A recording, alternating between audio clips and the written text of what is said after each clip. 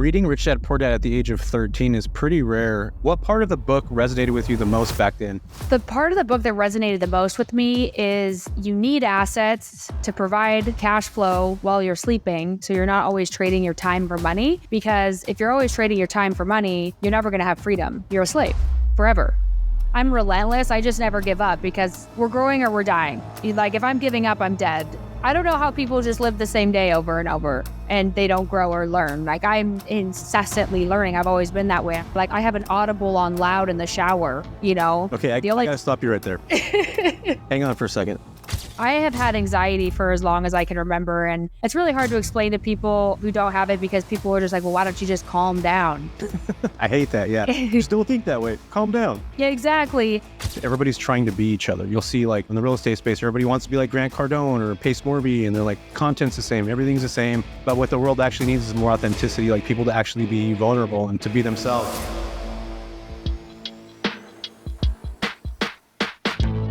Welcome to the JV Podcast. I'm your host, Jesse Vasquez.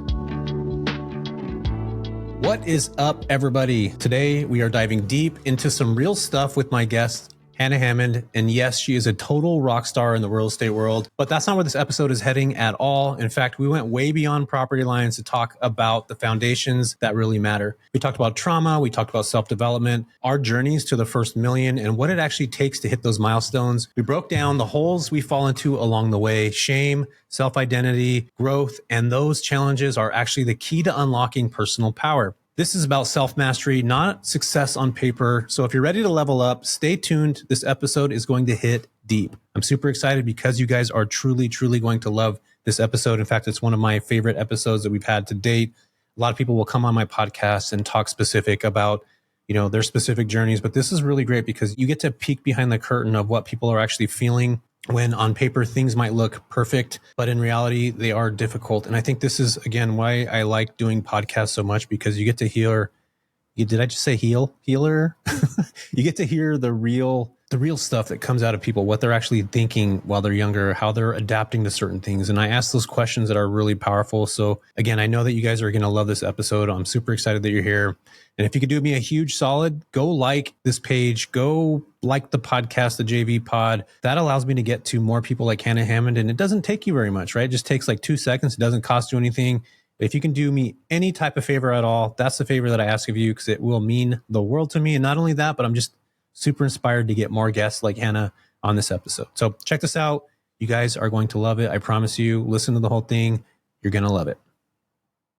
What is up, everybody? I am super freaking excited because we have Miss Hannah Hammond on our episode today. And I am extremely fascinated by you, Hannah. A couple different reasons. You had a rough childhood and you openly talk about it. And the other thing about what I am excited about with you is that I've watched you kind of evolve. And before we even jumped into this, we were talking about trauma, and like so many people don't even bring those kinds of things up, which I think is crazy in the day and age that we're living in right now. But I've just watched you kind of go through this self-development journey through, I found you on Instagram. That's how we ended up jumping on here and through some mutual friends. But I just really like what I hear coming from you, because you had a rough childhood, but then you're creating such a huge opportunity for yourself and the people around you and the people that are in your circle and even the people that are outside your circle. So let's actually talk about that. Do you want to introduce people to yourself first? Then we'll jump into you reading the book of Rich Dad Poor Dad at 13, which is freaking wild. Yeah. Thanks so much for having me, Jesse. It's great to be connected, and hopefully I'll see you out here in Arizona this weekend at the Mastermind. But hey, everyone, it's nice to virtually meet you. And my name is Hannah Hammond. I'm living here in Arizona, born and raised, third generation native. And I think my childhood, I struggled very much internally with self-worth, anxiety, depression. And I'm on the journey right now of healing and really diving into why I've always had such strong negative emotions and such a high frequency of anxiety that runs through my blood every second of every day for as long as I can remember. And fortunately for me, as I've been able to channel that energy into building multiple companies and building a real estate portfolio and, having employees and helping them build their lives as well. And now teaching others. But it's not something I want to have forever. Right now, it's like the journey to self-actualization. And so I'm searching for peace and true freedom, not just financial freedom, which is what I was originally searching for because I thought that would bring me peace and fulfillment, but ultimately it doesn't, but it is a requirement to be able to get there. And because we didn't have a lot of money growing up, I thought money was the answer to the internal conflicts that I was facing. And that's what led me to Rich Dad Poor Dad, because I would research day and night on how to build wealth and how to get rich, because that was pretty much all I wanted to do as a kid. And I just wanted to be rich and I was determined to be rich. And I found Rich Dad Poor Dad by Robert Kiyosaki, who is now my dear friend and mentor, which, manifest destiny. That's a true thing. Yeah, that's so freaking awesome. Again, going back to what we talked about earlier, just being able to, at that young age, you already had that innate ability to see what you didn't want to have. And I'm going back to my age 13, like at age 13, I was skateboarding all the time. Like, didn't have any thought process of anything other than like that exact moment. Didn't think about money. And, I came from I would say like we're like the lower middle class family, probably the different opposite spectrum of where you were at. But reading Rich Dad Poor Dad at the age of 13 is pretty rare. And the other thing about what I think is also rare is that, how you have this kind of self-development piece where you thought it was all money that you needed. And then you get that. And then something changes. And, I had that same thing happen to me too. And we can talk about that a little bit more. But what part of the book resonated with you the most back then? And how has that belief evolved, Hannah? The part of the book that resonated the most with me is that you need assets to provide cash flow while you're sleeping, while you're not working. So you're not always trading your time for money, because if you're always trading your time for money, you're never going to have freedom. You're a slave forever. And I loved that concept because I felt like a slave. I didn't like being not having control over my life and not being able to get the things that I wanted or give the things that I wanted, and just feeling chained down, So that was the biggest thing, is assets versus liabilities. What is a liability that takes that money out of your pocket versus what is an asset that puts money in your pocket? And how do I acquire more assets? And then those assets will provide cash flow forever, infinite returns, even after I die, for multiple generations to come. And then I'll pay for my liabilities and my fun things with those assets, knowing that the money will just keep printing and printing and printing. And that way I can spend it on the liabilities without having to go trade more time to make more money. Yeah. What's crazy though? Like, as I'm listening to you here, like talk about this, your 13-year-old brain, which was still evolving and growing, by the way, and that's like that's when it's growing, at its most fast pace. Isn't that crazy that that's what you were thinking of? Like, you were thinking about assets. I was thinking about like going out and skateboarding. Like, yeah. It's such a crazy dynamic where you talked about anxiety. And for those of the people that listen to this and have watched my stuff, like I talk about anxiety. I've been dealing with it to the point, like I actually had a hard time even walking out my front door for a long time. Like, that's how anxious I was. I felt like I'd have a panic attack walking out the door. And it was like the scariest time of my life. In fact, I still get panic and anxiety, which is crazy because now I get up on stages and talk to hundreds of people at the same time. And it's wild. But that anxiety that you felt, or that you even still feel, because I don't think people get rid of it completely. They almost start to become friends with it to a certain degree. I know that's a weird thing for people out there that don't have anxiety to hear, but it really becomes that. How did anxiety manifest in you, and has it changed at all? And then I want to kind of dive into a little bit more about self-development as we go along, but let's talk about anxiety for a minute, because, like we talk about childhood right now and how you grew up in an environment that you didn't necessarily feel comfortable in. And I didn't have that. Like, I didn't have the environment where I was like, I don't feel comfortable here. And we could talk about what it was like growing up here in a minute, but I just had this anxiety in me. And we talked about trauma before we even jumped into this. And do you still have issues managing your anxiety at this moment now? Or do you feel like you've been able to channel that into something else? And how did anxiety manifest? I know that's a lot of questions, but I'm just so curious on just this process with people in general. Yeah. Yes. I struggle tremendously with anxiety still to this day. I'm medicated for anxiety. my goal is to get off of anxiety medication, but for right now it's serving its purpose and it's helped me tremendously. I got prescribed Wellbutrin when I was 25 and it was like day and night pretty much right away when I got on it. It just toned down the frequency of energy inside of me. And, but I have had anxiety for as long as I can remember. And it's really hard to explain to people who don't have it because people are just like, well, why don't you just calm down? I hate that. Yeah. Just don't think that way. Calm down. Yeah, exactly. And it's not like you're stressed. It's different than just stress of like situations. Like I have crazy situations happen at work and in life. And I don't like emotionally freak out and lash out and have a crazy reaction. But it's just like this, it's just like a ball of fire in your chest. Like picture the core of the earth and it's just molten lava. I feel like that's just in my chest 24/7. And even to the point where I have extreme nightmares in my sleep and I wear like a Whoop watch and my stress levels are actually higher in my sleep when I'm supposed to be resting and rejuvenating than it is during my very stressful days managing my stressful companies. And so it's just been something, I think it's like my body's been in a state of fight or flight forever.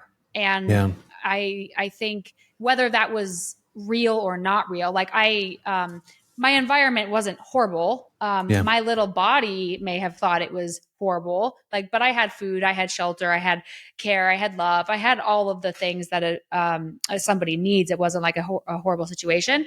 But as a child, like the developing mind doesn't necessarily know that it's loved, seen, heard, taken care of, and that the world's not going to end. And so I thought the world was going to end. And I still have that inside of me that I think I'm going to lose it all. And I was talking, do you? Yeah. Yeah.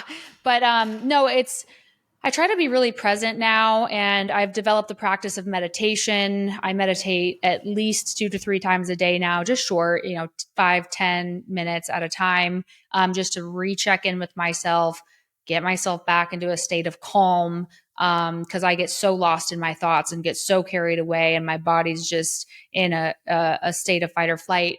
And I think I've noticed, there's been periods in my life where my anxiety is a little bit lower and periods where it's a little bit higher. Like for instance, the past 6 months, it's been notched up a bit because I'm scaling my companies. I'm starting a debt fund. I'm raising capital. I'm buying more assets. I'm starting a podcast. I'm writing a book. I'm doing like all these things. I was in a relationship with someone that I knew I didn't, wasn't my person. And I was just trying to convince myself he was, and we're amazing friends and I love him to death. And we did end up splitting ways. But like all of those things that just, when you say yes, and you keep saying yes, and you try to talk yourself into it, your body will say no. And ultimately that'll catch up to you. And it requires you to really tune in and be connected to your body and feel the emotions that you're feeling. And it's uncomfortable to feel those emotions. And it's easier to numb out. It's easier to just work and be zoned out, or it's easier to smoke weed or to go drink or to do whatever the things you do to cope. And so that's something that I've always done, is I've always just been escaping my feelings and just numbing that whatever emotions I have inside. And that's why I'm working really now to reconnect and feel those emotions. And so I can really process, because the answers are all in there.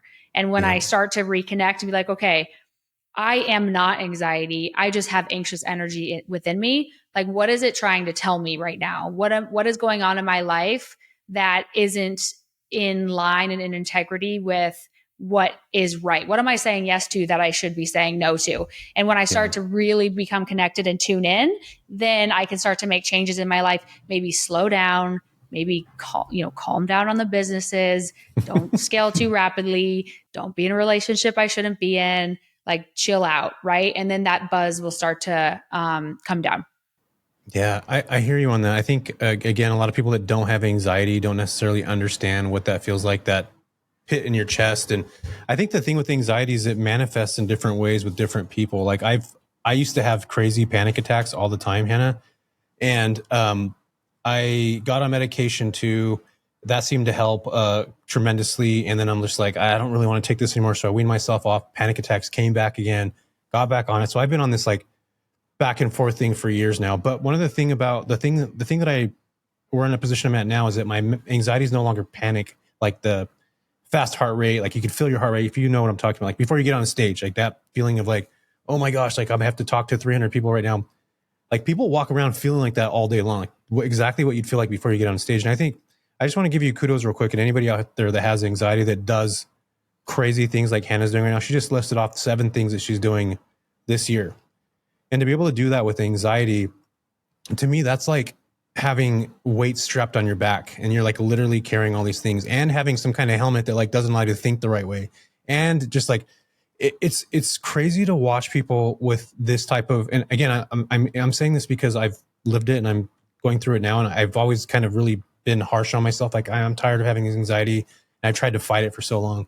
But as I've started to like mature and grow up, and I feel like this totally different sense now that it's actually quite a privilege to be able to carry this weight of this backpack that has all your friends and family, all your worries, all these things, which a lot of people do. But this is just an extra layer of something that is so difficult. And if you're able to show up for yourself that way, doing all those things that you're doing now to get you to a position where you're at now with anxiety that could be crippling to a certain degree, I don't think most people understand what that actually really is. And I hope you take a moment, like as I'm talking about this, to like unpack that with yourself and see that like you've come so far and you've been able to do this all while struggling and dealing and overcoming anxiety. Cause I think it's this constant battle, right? You're always like, I got it today. Things are going to work out. Like I know with me with anxiety, the first 2 minutes of me waking up, tell me what my day is going to be like. Like I can feel anxiety sitting in my body. Exactly what you said. Like I woke up at night before with like this energy. Actually, it happened to me last night. I woke up last night and like at 2:30 in the morning and my body was vibrating. I don't know if you know what I'm talking about. But there's like this literally like this energy that's just like,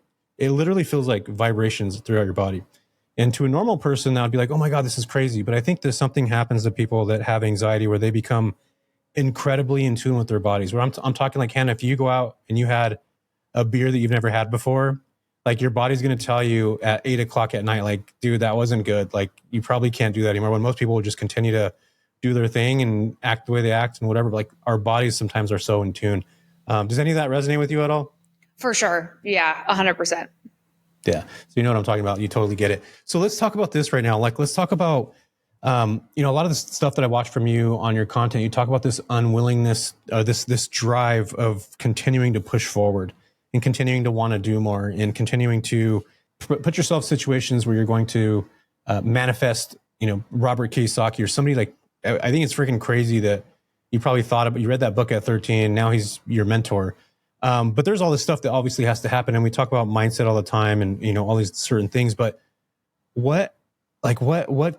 first off, what got you in the position to even communicate with him? Like, how did that come to life? Yeah, that's a great question. I definitely never thought that I would be friends with him in real life. But, I think it's just whatever I have wanted in my life. Like I've had a couple of things. I've had an immense insecurity in myself, like an immense lack of self-worth, immense an imposter syndrome, immense just hate for myself for as long as I can remember. And probably a lot of that stemmed from just being bullied and picked on a lot from my brothers and, I much older brothers. And, looking back, they probably didn't, and I talked to them about it. They didn't think that they were tormenting me, but me as a little girl thought I was going to die. Right. But being called fat and, being thrown to the ground and being drowned in the pool and like being bullied by the friends and stuff, like all of that has a severe impact on a little child, a little developing brain. And having that ingrained in my brain from the time I was born, I hated myself. I believed that I was ugly, I was fat, I was worthless, I was stupid, I would never amount to anything, like all the things that I was told every single day. And, or at least what I felt was every single day. And so that lived with me forever, right? So I always had like a chip on my shoulder, like I'm going to prove myself and prove to you. I remember telling my brother, I'm going to be a millionaire. I was screaming at him, I'm like, I'm going to be a millionaire by the time I'm 30. And And then I told my dad the same thing. I'm going to be rich so I could buy myself McFlurries and, McFlurries. Yeah, I was packing for life. But so all of these little things, it was always like money driven, and I was going to do it, and I was determined. And I actually screenshotted a DM from some guy that I knew in fourth grade. And he was like, yeah, you were so determined. You would get mad at the kids in class for talking because you wanted to learn in school, and you would always sit in the front row and you would yell at the people for talking in class. That's funny. And he's like, you would always say that you were going to be a millionaire. And I was in fourth grade. So that was like, I don't even know how old you are in fourth grade, like 10 years old or something, Probably, 9 years old. Yeah. 9, yeah. So yeah, it was just, that was in my mind. But I also had a belief in myself that I could do it. Like, I also knew that I was never going to give up. Like, I was relentless. And even though I was insecure, I had an immense belief that whatever I put my mind to, I was gonna do it. And I just didn't ever take no for an answer. I'm just gonna find a way no matter what. Yeah, that's freaking awesome. There's this quote by, I think it might be Alex Hormozy or somebody like that, where he talks about there's superiority. Am I saying that right? Mm-hmm. Superiority. He talks about how there's 3 traits, how successful people believe that they're meant for more, which gives them drive to do more things. They have crippling anxiety. At the same time, they have that opposite spectrum right there, right? The superiority, where they think they're better than people. They do believe they can do all these crazy things. And it's not about arrogance. Like, they actually believe those things. And then they have the opposite spectrum of that, Hannah, which is like that crippling anxiety that they're not good enough, putting them work in that constant loop, which is the opposite of what they're doing. Then the last thing about it that he talks about is impulse control, the ability to stay disciplined, resisting distractions, and staying focused on long-term goals. Like, that's tough. And to have those 3 things, I mean, I'm not saying that you have all those right now, but maybe it sounds like from what you do. And he talked about how like the most successful people have those 3 things, those 3 traits, which are the first 2 are so opposite of each other, where it's like, I believe I could do these things. I almost believe like, I have that ability to make things happen. And then you have that opposite end where it's like, I'm not good enough. I don't feel like I can. And I think that right there, Hannah, is the most difficult thing to unlearn. And it's something that when you have that mindset of like, I can't do something, or I'm not able to, or I don't have that ability, that's where I feel like 98% of people fall in that bucket. And I've had friends that I actually just still communicate with, and they'll be like, well, I'm not good at this stuff. Nothing comes easy to me like it does to you. Or you have all these ideas with stuff and it doesn't come like that to me. And I find it to be like, I don't know if this happened to you or if you just always believed this about yourself, but you might have, it sounds like you were swinging on both ends of this, but we could talk about it. At what point in your life did you start to realize, like, I mean, you just talked about being 9 years old and saying like, you're going to be a millionaire. I thought that too when I was 9, which is weird. 10, 12. But I also didn't believe in myself very much either. And at what point in your life, Hannah, did you start to realize like, these things that I want to do are not difficult, they're actually achievable, but I have to believe that I can do it first? What part in your life did you start to like feel that? I struggle with it. I go through waves. Like, I think I'm relentless. I just never give up, because we're growing or we're dying. Like, if I'm giving up, I'm dead. But where'd you get that from? Because that's not normal either. Like, that's like like, where does that come? Like, where'd you find that from? That I'm not going to give up mentality. I don't know how people just live the same day over and over and they don't grow or learn. Like, I'm incessantly learning. I've always been that way. I wish I could just be AI and learn everything in the whole world, and every new knowledge comes, I wish I could just absorb it. But I've always been, every minute of every day, like I have an audible on loud in the shower, Okay, I got to stop you right there. Hang on to this. Hang on for a second. I have that same thing too, where it's almost like if I feel like I stop doing something, where I sit down and rest for a minute, I'm not listening to a podcast, like I'm not doing enough throughout the day. I noticed, Hannah, that my insatiability for learning started to become an anxiety provoking thing. Where it's like, I was not even allowing myself to, and I'm talking to you about this because we would probably have the same thing going here, where it's like, if you're doing something throughout the day and you don't feel like you're actually doing something positive or you're learning something, it almost like screws up you're not doing enough. Do you feel like in some way that right there is an anxiety procrastinator or an anxiety inducer to a certain degree? Because it's like, you're always wanting to consume, like, get as much stuff as you can. But I think the human brain is not supposed to always be absorbing. Yeah, it's a coping mechanism to stay disconnected, because it's as long as I'm taking in information or teaching information, I'm not with my feelings. I'm not connected to my feelings. I'm just in my logical brain. And my logical brain is my comfort zone. It's my nest. Yeah. It's where I've always lived. And I did a psychedelic journey, I don't know, a couple months ago. Ayahuasca? No, it was psilocybin. Mushroom. Gotcha. Okay. And I want to do ayahuasca, but I have to get off Wellbutrin. So I have to work up to that. But, and that experience, 7 hours with a mask on, with just a little Indian flute playing, not really much sound, no visuals, no people, like nothing around me. Right. I was just forced to be in my body. And it was so painful. I realized like how much pain my body is in, all the tightness and tension and that fireball in my chest that never goes away, but I don't feel it throughout the day because I'm in my logical mind. I'm not in my body. And so I don't advocate to be like me at all. Yeah. But I think there's a healthy approach to always growing and learning. It's like a plant. A plant is growing or it's dying. A plant doesn't just stay still. And I think it's the same for humans. We're growing or we're dying. And I don't think that humans are meant to just be the same. I don't think we're just supposed to make it to senior year of high school and then never learn anything else for as long as we live. Like, how do we advance as a civilization with that? It's impossible. So I think there's always a healthy amount of learning and growth. I have it as an addiction and a disconnection and a coping mechanism, which is definitely unhealthy. But there's a healthy means to that. And so I think a lot of my success has just been I've outworked everyone. I put more hours in than anyone else, because that was how I coped. Because it's a trauma response. Right. Yeah.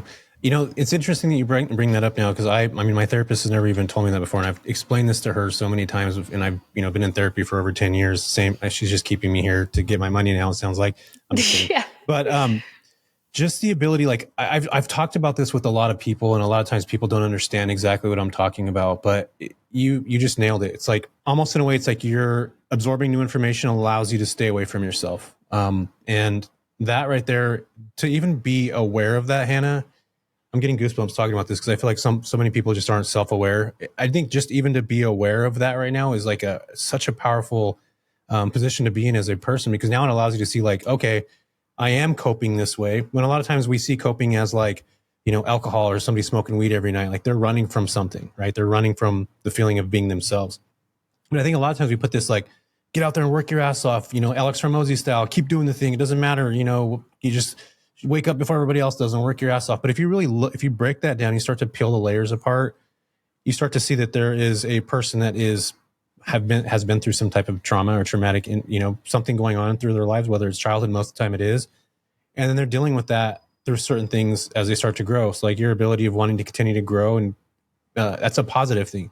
But there also comes a point where it could be a negative. And this is me, again, speaking on my own terms. Like I see myself, like if I feel like I'm just sitting down doing nothing, like watching Netflix for a little bit, like I'll get mad at myself, Hannah, for being lazy on a couch. When in reality, I just worked from 9 a.m. to like 7 p.m. and I'm still working like randomly while there's even Netflix on.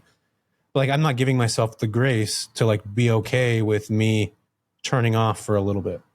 And I think there's a lot of people out there that are like, why would somebody take ayahuasca, or why would they take mushrooms, and why would they do this? Because I think a lot of times people that are in this environment of growing don't actually get a chance to stop and listen, like actively listen. And the cool thing about like, ayahuasca and even, psilocybin, all that stuff, it gives you the ability to be present in a moment when our brains just don't necessarily allow us to do that, which I think sleep, when you go into a certain type of REM sleep and your brain starts to think all these different things, you don't actually get to be present with your own self in a way that you'd probably like to, unless you're meditating and you're doing all these things. But I feel like those kinds of things, which I haven't done yet, by the way, I would love to, and hopefully someday I would love to.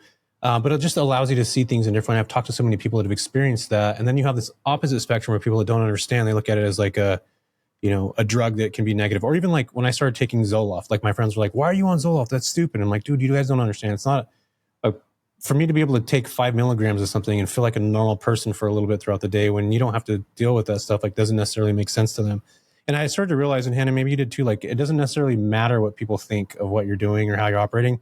And I do love the fact that you're so transparent about what you're doing, because I feel like so many people don't have that ability these days. In fact, everybody's trying to be each other. You'll see like, in the real estate space, everybody wants to be like Grant Cardone or Pace Morby, and they're like, content's the same, everything's the same. But what the world actually needs is more authenticity, like people to actually be vulnerable and to be themselves and say like, this is something I've struggled with. Because guess what? Every other fucking person on the planet is dealing with the same shit that you are, but nobody's talking about it. And I think that's why I resonate with your stuff so much, because you're out there talking about things that are real that most people are avoiding and not talking about altogether. And again, going back to power and position, like that alone is such a powerful place to be in, especially with somebody that is financial success, which people would, and I'm doing air quotes right now for those of you that are listening to this, deem as success, right? Because everybody has a different term of what success is. But in reality, most people look at money, they look at their jobs and all those kinds of things. And it's really cool and refreshing to have somebody that is able to communicate on that level with people that are dealing with that stuff on a regular basis, and to be in a position of privilege to create a business that is a successful business, is thriving, you're growing, you're writing a book, you're doing all the things. And I think that's a really cool space to be in. Are you going to talk about more of that stuff in your book and all that, Hannah? Yeah. It's funny because I met Robert Kiyosaki, and you asked me how I met him. I apologize, I forgot to answer. I'm in a mastermind called Genius Network, run by Joe Polish, who's an amazing, very well-known guy, and he's known Robert for many, many years. I think they met at a seminar like 25 years ago, and he knew that Robert was my hero, and so he made the connection, and so that's how we got introduced. But I told Robert when we met, I was like, yeah, I'm actually thinking about writing a book. Everyone's always told me I was going to write a book, and I always told them no, but now I think it's time I write a book. And he was like, well, what's it going to be about? And I'm like, I think just my story, and I wanted to be able to help other people and inspire other people to overcome the battles that they faced internally and externally, and that they can create a life of freedom.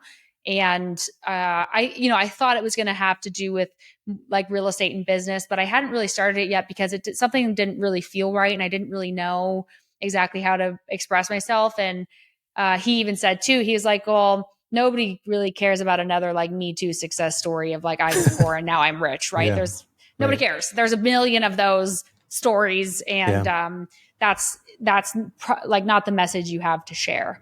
And so he allowed me to share my whole story with him. I told him every single story from my entire life over a period of months, and the message kind of unfolded from there. And it has nothing to do with business or real estate. It actually has everything to do with the price of freedom and relationships, and my struggle with relationships to self and relationships to others that I've had throughout my life, mostly around men. It'll actually go very detailed into each relationship I've had with men from the time I was young, starting from the relationship with my dad and brothers and their friends up until all the romantic relationships I've had, and the difficulty of finding a partner in life. Mm-hmm. And how I always thought the book's called Ugly Duckling. And that came out because I told him that every time I look in the mirror, I still feel like an ugly duckling. And we talked about, the difficulty, because I always thought the more beautiful I became, like I thought I had to become very beautiful because I felt very ugly as a child, and I felt unloved by men. And so I thought men would love me if I was beautiful. And then I also wasn't protected or provided for by men. My dad pretty much abandoned us as a family, and my brothers were definitely not nice to me. So as a child, my brain was, okay, I have to be beautiful to be loved by men. And also, as plan B, I need to become a man. I need to provide for myself. I need to protect myself, and I need to be wealthy and be able to do that because these guys aren't going to do it. They're not Yeah. doing it. So, that's what my therapist told me. He's like, you had two choices, which is one of the chapters in my book. And he said, you did both basically. So yeah, it's difficult. And actually the more beautiful per our society standards, and the more successful and the more powerful I become, the less men there are, and the worse Yeah. the quality of the relationships I've been in, and the more fucked up it is out there, honestly. Yeah. So yeah, it's gonna be that's gonna be the story. Do you find it? Cause like there's a whole thing about high value men and high value women right now. Where do you feel like you fall in that category there? Like, what's your thought process on that? Are you familiar with those terms? Yeah. Well, there's like high value men where if you search the web, there's like this whole thing where there's men, they're like, I make $5 million a year and I'm only going to be with a woman that is, stays home and doesn't do this and doesn't do that. And then you have the opposite of that where it's women that they make, 5, 10, 20, 30, 40 million. They're like, I don't want to be with a guy unless he makes more than I do. And so that's what I'm referring to as high value. Do you feel like as you start to become more successful that you're not necessarily looking at what people are earning, but more of how they're treating you? And what's your thought process on that when it comes to, relationships with men in general? Hey everyone, if you are feeling stuck or not like you're making the progress you want in your midterm rental journey, I've got something that can change everything for you. Imagine being part of a community that's not only supportive, but filled with like-minded individuals who are driven to succeed, just like you.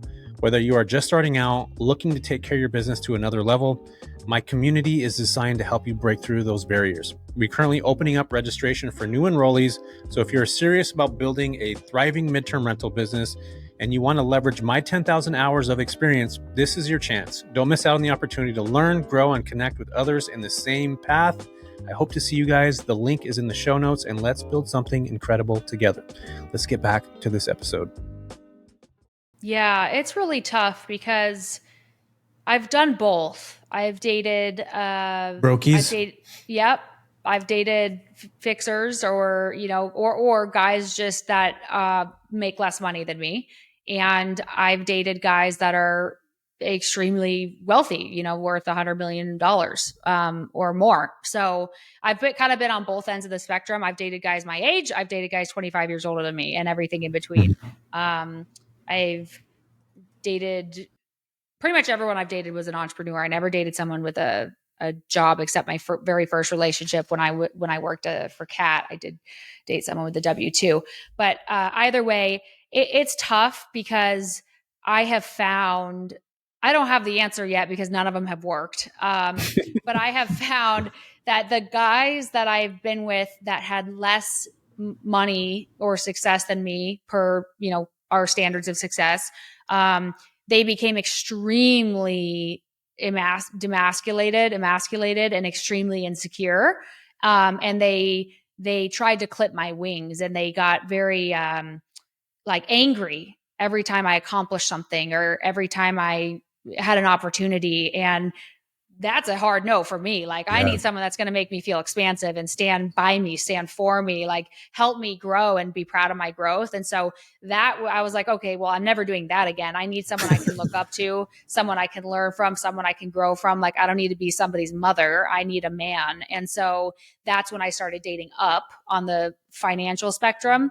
And so, I started dating wealthier men above my level. And that I definitely felt like I respected them more. And I loved being able to feel like I could actually learn from them instead of just teach them everything. And I did love, I loved looking up to my man and respecting him and being bragging about him and being excited to show them off. And there was in my parents' relationship, it was very disrespectful. And I don't ever like feeling like that or being reminded of that. So I definitely think that's super important, obviously, to have mutual respect. However, in that world, the world of the 1% and the world of very good looking, very wealthy, very powerful men, they can have whatever the fuck they want.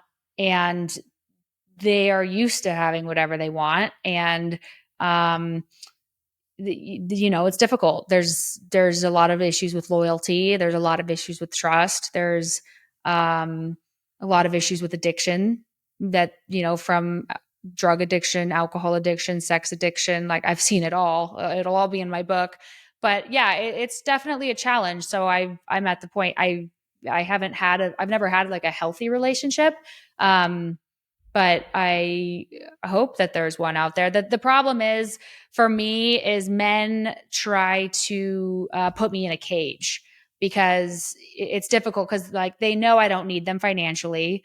They know that I'm still I'm still in my shelf life, like I'm still in my 20s, right? Eventually that'll start to go down as I age, but right now I could on paper have whoever I want basically. And they know that I have lots of opportunities. My clients are men. I'm around business people all the time, and a lot of men that I've been with, they really really struggle with that, and they become very controlling, very insecure, very untrusting, and I feel very caged. And then they start to clip my wings, like, why are you here? Give me your phone. You need to be home by this time. I don't want you talking to this person. I don't want you doing like the only reason I just started a podcast and just started social media. You know why? Why? Because no guy I ever dated would ever let me before. Oh my God, are you serious? Yeah. That's freaking I've been wanting wild. to start for a long time and I have not been allowed. And Yeah. I have given in. So so it's been challenging, and I understand the difficulty of that, but it's the same for me. Like if I'm dating somebody that's good looking and successful and kind and all of those things, there's girls all over them too. And so you Yeah. have to have that mutual trust and that mutual respect, and it has to go so far beyond just you're hot and rich. Like that's Yeah. not the depth of what a relationship should be about. Yeah, I think it's difficult for men to like. I know a bunch of super wealthy dudes, and it's hard to put those people in a box, like to because you're right, because they do get whatever they want, and they have these crazy ability to make things happen, like that they want to happen. Um, I'm not saying that as a positive thing. I'm saying that as in like, I mean, it could be positive, but it's also, how do you ever expect to be in a relationship with somebody that can literally get whatever they want? They could, go to, an event somehow, and then there's, 30 different women that are after them, and to be able to feel comfortable with something like that, I think that's a tough position to be in too. And even outside the financial stuff, I think that's a really tough position to be in. But you just basically gave all the dudes out there a playbook on what you do want, Hannah. So if you guys listening to this, now you know if you're going to reach out to Hannah, probably don't reach out to her because you probably get a bunch of DMs and you're probably flooded with DMs everywhere. And I'm glad you're on social media because I would never been able to connect with you. And I think you're one of these people, and there's only a handful of people that I've watched, and I'm just like, she's going to be freaking big in like the next couple of years. Like I feel like right now, which is why I wanted to have you here, because I feel like you're going to continue to grow. And the reason why I'm bringing that up too is because you're check marking all these boxes of like, the financial stuff, which I want to get into right now too. You just talked about, men making, you've dated people that make 100 million and people that make, 30 million, 40 million, whatever it is. And the difference between the two. But also like you said something in our conversation earlier, and this is something that I also struggled with, is I wanted to communicate and have a conversation with you about, because when I was a kid, I used to think too, Hannah, that money solved 99% of the problems. But until you come into money, you actually get what that feels like to make 100,000 a month or 200,000 a month. First off, it's pretty freaking awesome, but everything stays the same. Like you just are able to go out and do the things that you want to do, buy whatever you want, whatever it is, buy the house that you always wanted, but your own mindset still stays the same. And I think that's what was the biggest struggle for me, is because when I hit $1 million for the first time, I thought that it was just like this light switch that was going to go off, Hannah, and be like, you're going to be happy. Everything's going to be good now. Like you did everything that you said you were going to do, and you showed up for yourself, and everything is fucking going to be magical. But the reality of it is, like, you make $1 million and like nothing changes other than like you're able to go do exactly what I said. And again, this is why I think it's so cool what you're doing, how you're publicly talking about like, I'm going into therapy, or I don't know if you are going to therapy. I think you might have mentioned therapist, but yeah, you're doing all these things. You are. Okay, cool. Which means like you're going down that journey of self-development, like actual real, like understanding yourself. Cause I mean, we just talked about relationships and stuff. How are we ever going to be in a legit relationship if we're not able to understand ourselves first? And I think that's like, I've always heard people say that, but as I started to get older and I started to realize more, That's so freaking true. Like, how are you actually going to be able to put yourself into somebody else, or vice versa, when you don't have your own shit together, in the sense of like, you understand where your emotional intelligence is at and how you're connecting with people and all that stuff. So let's talk about this, like making your first mill. Did you have that same thought process that I did? Like, everything is just going to be, it's almost like from going from black and white to color. Like, you're just automatically, you're supposed to see things different. Everything's supposed to have a different hue to it. Your life's supposed to be different. Did you have that happen to you when you first made your first mill? Oh yeah. Yep. I thought that it was all sunshine and rainbows after that. And I had a rude awakening that it wasn't. Yeah, no, what I my first fiance, I've been engaged I call it 2.5 fiancés. That's also a chapter in the book, 2.5 fiancés. But after I broke up with my first fiance, who had a severe drug addiction and is a felon, and all these things I learned after I was with him. I didn't know this when I started dating him, of course. But anyway, I had gotten to the point, I was really young. I was 21, and I had already gotten to the point where I had a decent amount of passive income. I wasn't quite a millionaire yet on paper. I had built up quite a bit of equity in my properties. I had a handful of, I think I had 3 rental properties, furnished rentals at the time. I was making like 65, 75,000 a year passive income. So I was financially free on paper. This was, 8, almost 10 years ago. So 75 grand was plenty to live on back then. Totally. That was like probably a few 400 grand nowadays. But inflation. Yeah. But I bought a one-way ticket to Hawaii to escape, thinking like, all right, I'm just going to get out of here. I have money. I have rentals. I got I built up my assets. I'll let it pay for my liabilities. I'm just going to go relax. Maybe I just work too much. I'm just going to go live in paradise because my brother lived out there. And God, I was even more miserable. In Hawaii? Yep. Are you serious? Yeah. Tell me about that. Well, I realized work was 100% my coping mechanism, and it was 100% my identity. And the only value I had ever found in myself for as long as I have lived was in my production and what I was able to produce, because I had no value as a human being. And I still obviously struggle with that. And that's the work that I'm doing is, who am I without the businesses? Who am I without the looks or being young? Like, who am I when I'm old? Am I still valuable? Do I still see myself as a valuable person? Who am I if I'm broke? Who am I if I'm not a CEO or a business founder or a multimillionaire or any of those things, right? And so many people, I was watching the author speak of Psychology of Money, and he said so many people have severe depression after they have a big exit, thinking they've made it and now they're billionaires or 100 million or 10 million, whatever their number is.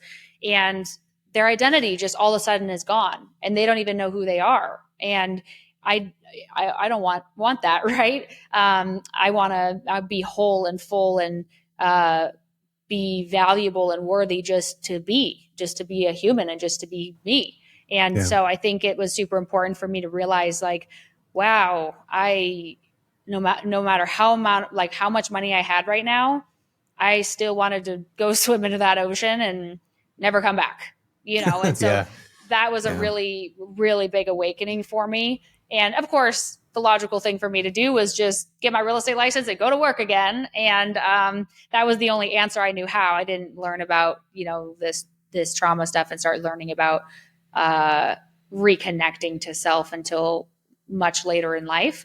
But it's super true. And you have to have money, like, in my opinion. There's other people that are monks, and I kind of argue this with my brother as well, because he doesn't believe you need much money at all to be happiness. And I agree with that. But for me personally, if I didn't have financial freedom and have money, I wouldn't be able to have the money to have like an amazing therapist and to be able to go to Gabor Mate and to be able to have the freedom to be in these amazing masterminds about personal development and all of these things. Like, those things take time and those things take money.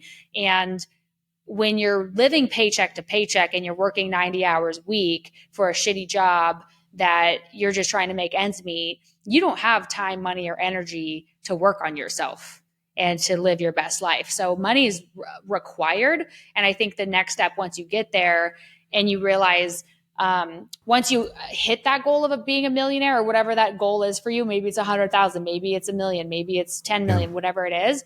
And then you realize, oh, that felt really good. And then a couple days later, you're like, oh shit, now what? I feel unfulfilled. I feel stressed out. I got to set bigger goals. I've got a lot of work ahead of me. The easy thing to do is to just set a bigger goal. Well, like, okay, well, that didn't do it. I just need to 10x my goal and that'll do it. And then that just keeps you disconnected forever. And I found myself doing that. You'll probably see on past podcasts. I was like, oh, I'm going to be a billionaire. That was me literally creating a goal to be disconnected for the rest of my life so I could just be working, focused, and detached forever. And when I realized that, I was like, I'm about to go like literally give up my whole life and I'm not even going to be here for it. And I put a hard halt on the brakes and started reevaluating a lot of things. And that was really recently. That was a few months ago. And yeah, that's, my priorities have definitely shifted. Hannah, like I mentioned earlier, I think that right there is like the pivotal moment where you start to actually live the life that you're supposed to live, because now you're actually like putting away the financial stuff. And just to give everybody context, people that will listen to me have heard me say this before, but entrepreneurs like yourself, myself, people that are listening to this right now, like your goal's 100,000. Like once I hit that, it's going to be fucking amazing. You hit the 100, shit stays the same. My goal's 200,000. You hit that. All right, we'll go to 500,000. You hit that. We're going to do 700,000 now. We hit that. I'm going to do 1 million. We hit that. 1.5. It's like this, the goalpost just continues to move and continues to move. And I think that a lot of people will go through life and not get to the position that you're in until their late 40s or maybe mid 40s or whatever it is, 50s even. And some people never hit that. But for you, still under 30 to be in a position to like come full circle and see that, like that's freaking amazing. And I think again that I think you're right when it comes to the money. Like it's one thing to feel what it could feel like to make money, and I'd encourage everybody to really go out there. This is where manifestation I think is so important. Where like my dream house is on my phone. Like my phone right here, backgrounds, and like I have it on my phone. I look at it every day. I can't wait to get something like that. I know I'm going to get it. Just not right now, but I will. And I'm manifesting those ideas. I'm putting in the work. I'm doing this stuff. But like I feel like you have to be in a position to have money to be able to give yourself that space where you're not chasing, like you mentioned earlier, where it's like, I'm not just trying to survive. Like I'm now like, I actually have a little bit of freedom. And for those of you that, yes, you do get freedom when you start to make, like, that's the one thing that you do get is you have the ability to kind of like, if I want to take today off, and I'm done. If I don't want to work tomorrow, call my assistant, hey, block off the rest of my calendar for the week. Like I'm not going to do anything. We have that ability, which is awesome. But it also can be a curse to people like you and me, right? If we don't feel like we're doing the thing. But I think that sometimes people have to get that taste of what that actually feels like so they can start to realize like, yes, money does pay for me to get in the right rooms. It does pay for me to get in these right circles. It does allow me to have the ability to grow relatively quick. I mean, being in masterminds, sometimes it's $10, $20, $30,000. In fact, I'm in a mastermind at $75,000 a year. And I can tell you that I'm in rooms with people that are 100 times way more successful than I am, but like the ability for me to be able to talk to them and pick up one little nugget that can change my entire business or a relationship that can put me in a totally different trajectory. My mindset 10 years ago would never have allowed me to think like that. Right. And I think that's where that unlearning of what we're taught and all these things, and just like, which is so cool that we live in this day and age, Hannah, where we can listen to a podcast like this and you'll start to just get little tiny nuggets of something, and it's a seed in your brain. And you'll start to see these things in life as you start to like absorb these kinds of things. You'll start to look at things in a different way. And it's such a position of, I feel that that's where the power comes from. Yes, money is power. Yes, I do agree to all that stuff, but also that ability to recognize and understand things within yourself. Like how much more powerful and how much more valuable is that when you attach money to it, that you're already doing that. Like you're understanding yourself now. I think that right there is it's a powerful place to be. And you're only in a couple months into this whole process. So I'm super excited where the next year, 2020 or 2025 for you is probably this like extravagant year that you're going to do a lot of things. And I think you will, because you're starting to come into terms with yourself in your own life, in your own position. And again, I just find that to be super powerful and valuable. And you're going to learn a lot of stuff. It's going to be cool.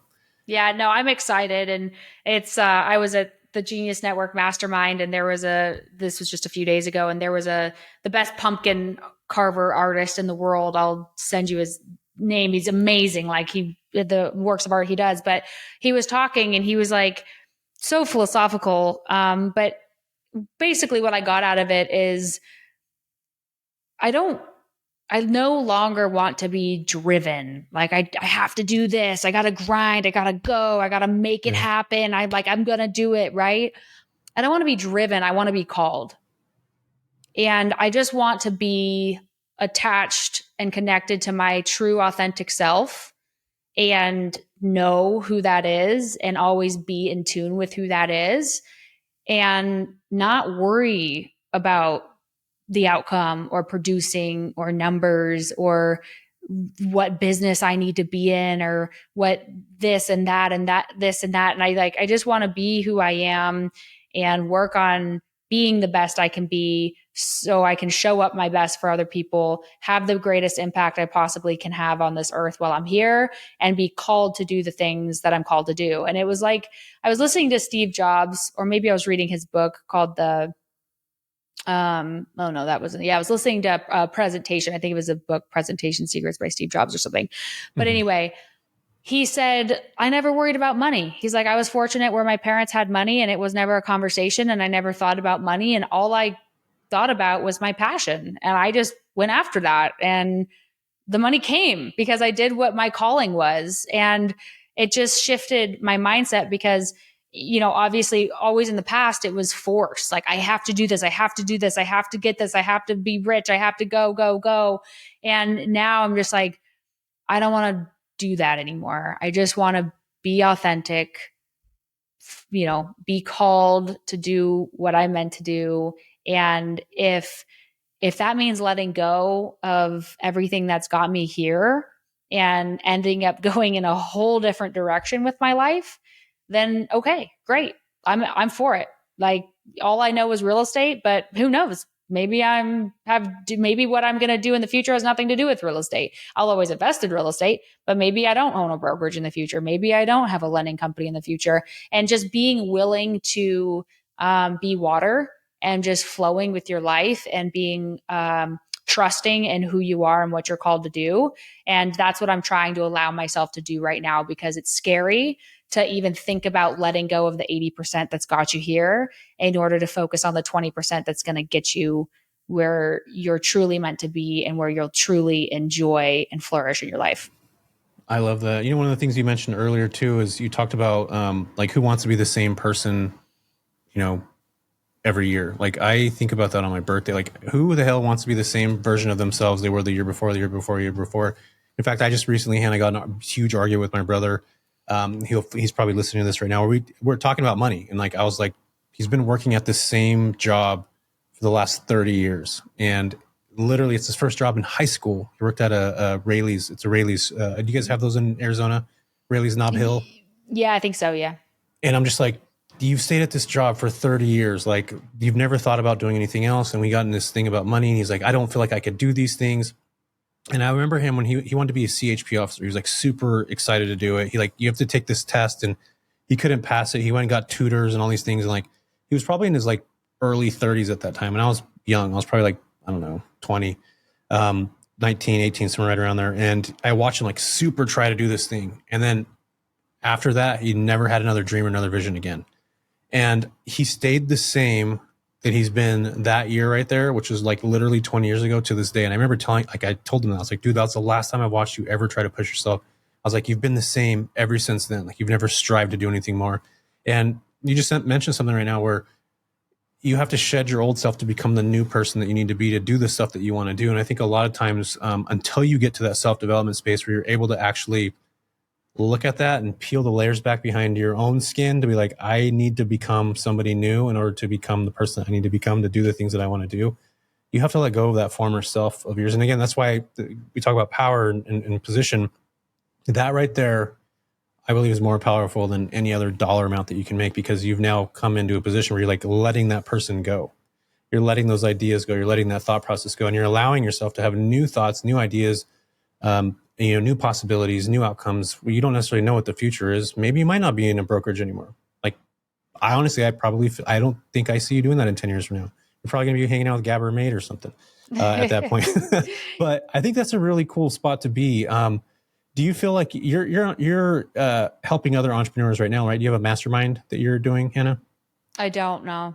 You don't have that? Okay. Because I feel like I'm just saying this right now. Like, I feel like it's really like what you've been through in your life is a powerful position to be able to share with others, but also like have people underneath. So I thought you had a mastermind, which is great. Yeah. So I have a question for you now.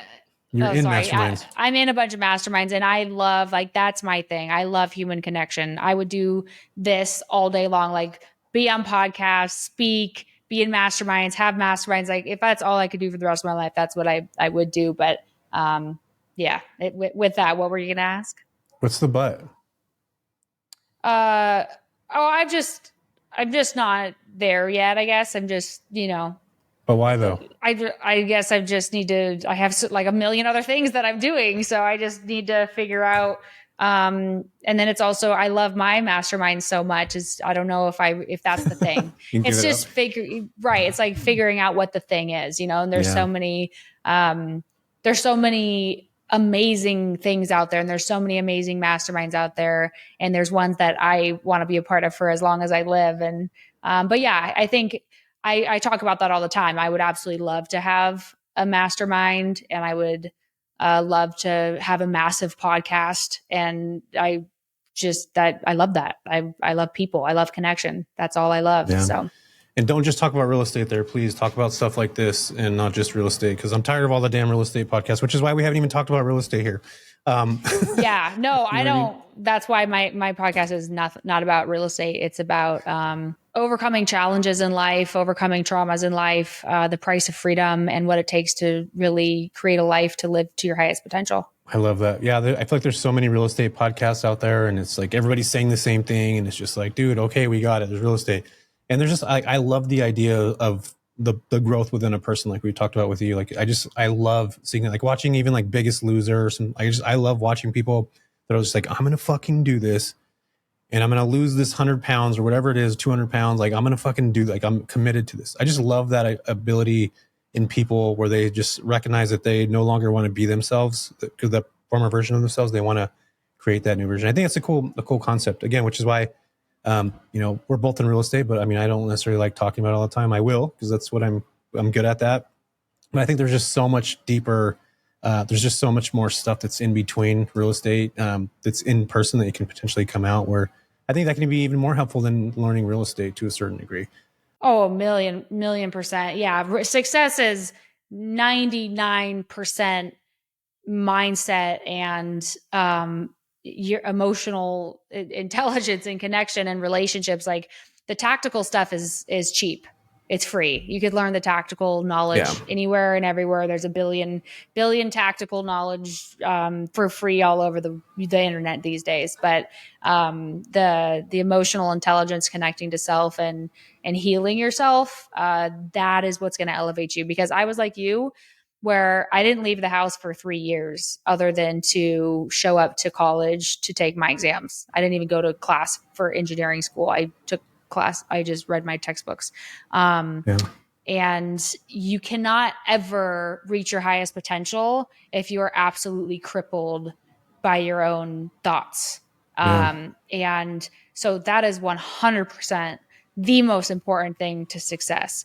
And I would have elevated way more faster, I don't know if that's right, but way faster if I would have prioritized myself and my healing over just grinding it out to try to force success to happen. But everything is as it is. And I'm very, I have a lot of wisdom from the experiences that I've been in, but yeah, that is hands down the most important. And if you don't have a good relationship with yourself or with other people, you're not going to get very far, like, no matter how you look at it. And you're not going to be ever happy. It's just not going to happen. It's just, what is life? What is life if you don't have good relationships to yourself or other people? Like, what's the point? Yeah, I know. So let's actually dive into this before we jam out of here. For someone that's just starting out, facing doubt and, just that uncertainty, what would the first step be to take them, to a breakthrough in that mental barrier? Like, what would that one thing be that we just talked about right now? Like, mindset is everything. What do you think that one first step is to break through that mental barrier?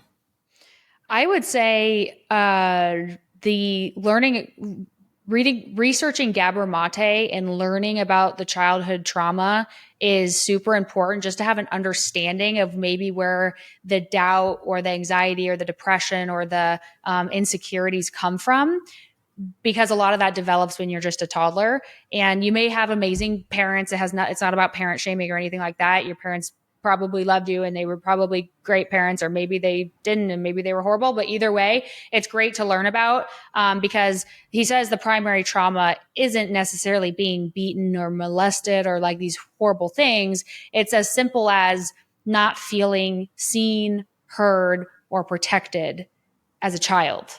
And that happens in almost a lot. I don't want to say almost everyone, but in a lot of households, the child does not feel seen, heard, or protected by their parents. And that gets passed down multi generations, because if you have parents who have trauma that they haven't dealt with and healed from, then they can't really see you as a person. They can only project their own wants, needs, desires, and fears onto you. And it's not intentional. They literally can't see your needs and desires. They can only see theirs. That's where like the narcissism develops, is really from the trauma from their parents. And that's how it keeps getting passed down. So just the knowledge of that first is just understanding that and working on yourself to do the work and heal.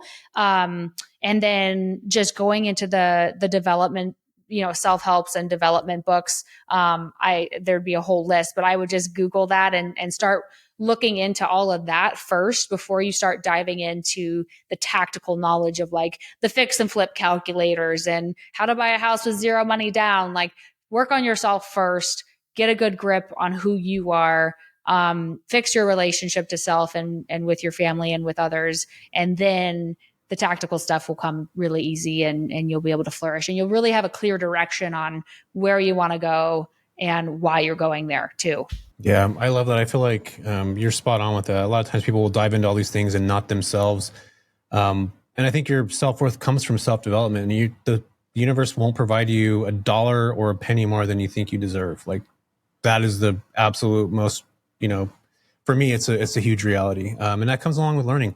In fact, I just read one of Gabor's book. I think it was probably a couple of years ago that it came out, but it's called The Myth of Normal. Mm-hmm. I'm reading it now.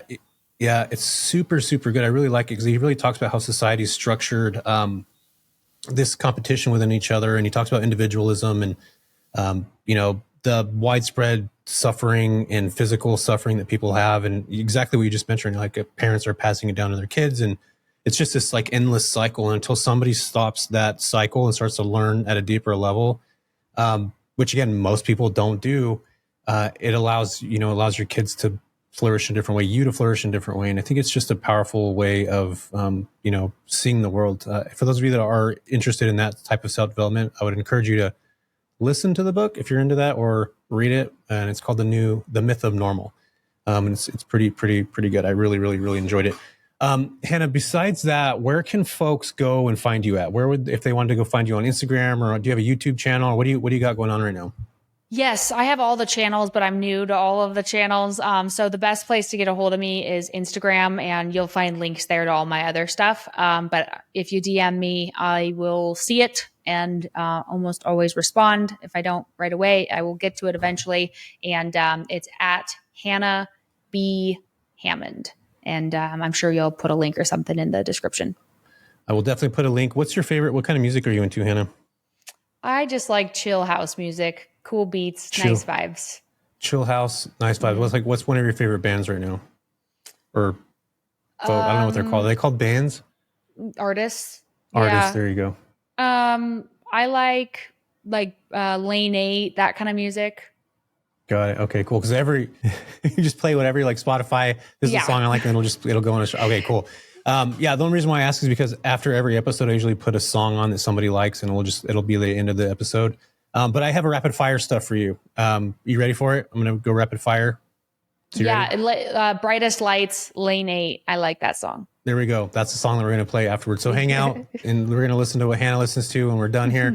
You guys will check it out. All right. Rapid fire. What's the weirdest thing you've ever seen showing a house Please tell me it wasn't like a pet squirrel in a suit or something like that. What do you got there? Oh, it was showing a commercial building because I do commercial real estate, and I opened up the locks and the gates, and after like 4 deadbolts, I get in there, and there was a crackhead in there and said, "You should lock this place up better."